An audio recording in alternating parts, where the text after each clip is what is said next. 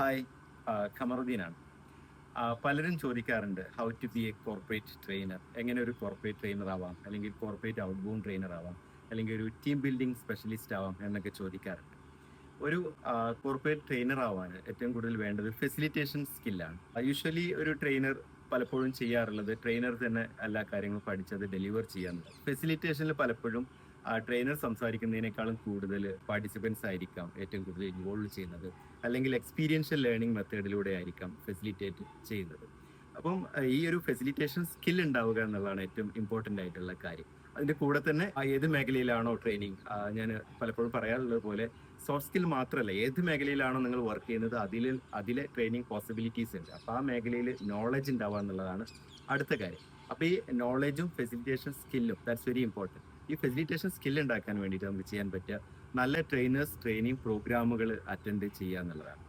Trainers training programmes choose ചെയ്യുമ്പോൾ ഏറ്റവും നല്ലത്, നിങ്ങൾ ഏത് മേഖലയിലാണോ ട്രെയിനർ ആവാൻ ആഗ്രഹിക്കുന്നത്, കോർപ്പറേറ്റ് ട്രെയിനർ ആവാൻ ആഗ്രഹിക്കുന്നുണ്ടെങ്കിൽ കോർപ്പറേറ്റ് ട്രെയിനിങ്ങിൽ ഡയറക്റ്റ് എക്സ്പോഷർ ഉള്ള ആളുകളുടെ ട്രെയിനേഴ്സ് ട്രെയിനിങ് പ്രോഗ്രാംസ് അറ്റൻഡ് ചെയ്യുക. അല്ലെങ്കിൽ ഔട്ട് ബൗണ്ട് ട്രെയിനിങ് ആണെങ്കിൽ ഡയറക്റ്റ് ആയിട്ട് കോർപ്പറേറ്റ് കമ്പനികൾക്ക് അല്ലെങ്കിൽ പബ്ലിക് സെക്ടർ കമ്പനി പോലുള്ള കമ്പനികൾക്ക് ട്രെയിനിങ്സ് ചെയ്യുന്ന ആളുകളുടെ ട്രെയിനേഴ്സ് ട്രെയിനിങ് പ്രോഗ്രാംസ് അറ്റൻഡ് ചെയ്യുക. അങ്ങനെ അറ്റൻഡ് ചെയ്യാനുള്ള മെച്ചം എന്തെന്ന് വെച്ചാൽ നമുക്ക് ട്രെയിനിങ്ങിന്റെ കൂടെ തന്നെ മെന്റർഷിപ്പ് കൂടെ കിട്ടും. നമുക്ക് എങ്ങനെയാണ് ഒരു പ്രോഗ്രാം ഡിസൈൻ ചെയ്യാൻ പറ്റുക, ഏതൊക്കെ മേഖലയാണ് ട്രെയിനിങ് ആവശ്യമായിട്ട് വരുന്നത്, എങ്ങനെ ഒരു പ്രൊപ്പോസൽ തയ്യാറാക്കാം, ഇതുപോലെയൊക്കെയുള്ള ഒരുപാട് കാര്യങ്ങളിൽ മെന്റർഷിപ്പ് കൂടെ കിട്ടുന്നുള്ളതാണ്. അപ്പോൾ നമുക്ക് നോളജായി, സ്കില്ലായി, മെന്റർഷിപ്പായി, അതിന് കൂടെ തന്നെ പിന്നീട് വേണ്ടത് നമ്മൾ ഏത് മേഖലയിലാണോ ട്രെയിനിങ് ചെയ്യുന്നത് ആ മേഖലയിൽ നമ്മളൊരു ബ്രാൻഡ് ഡെവലപ്പ് ചെയ്തെടുക്കുക എന്നുള്ളതാണ്. അപ്പൊ അത് സോഷ്യൽ മീഡിയ പ്ലാറ്റ്ഫോമുകൾ വഴിയും ലിങ്ക്ഡിൻ പോലുള്ള പ്ലാറ്റ്ഫോമുകൾ വഴിയും എല്ലാം നമുക്ക് ചെയ്യാൻ പറ്റുന്ന ഒരു കാര്യം നമ്മൾ ബ്രാൻഡ് ഡെവലപ്പ് ചെയ്യുക, ബ്രാൻഡ് ബിൽഡ് ചെയ്യുക എന്നുള്ളത്.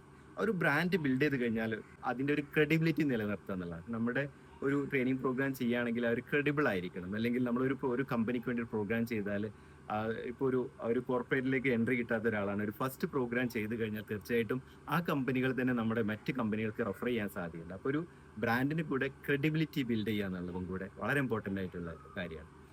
നിങ്ങളൊരു കോർപ്പറേറ്റ് ട്രെയിനർ ആവാൻ ആഗ്രഹിക്കുന്നുണ്ടെങ്കിൽ, അല്ലെങ്കിൽ ഒരു ഔട്ട് ബൗണ്ട് ട്രെയിനർ ആവാൻ ആഗ്രഹിക്കുന്നുണ്ടെങ്കിൽ, അല്ലെങ്കിൽ ഒരു ടീം ബിൽഡിംഗ് എക്സ്പേർട്ട് ആവാൻ ആഗ്രഹിക്കുന്നുണ്ടെങ്കിൽ, ഈ വരുന്ന ജനുവരി 10-11 തീയതികളിൽ കൊച്ചിയിലെ നിഹാര റിസോർട്ടിൽ വെച്ചൊരു 2 days ട്രെയിനേഴ്സ് ട്രെയിനിങ് പ്രോഗ്രാം ഞങ്ങൾ ചെയ്യുന്നുണ്ട്.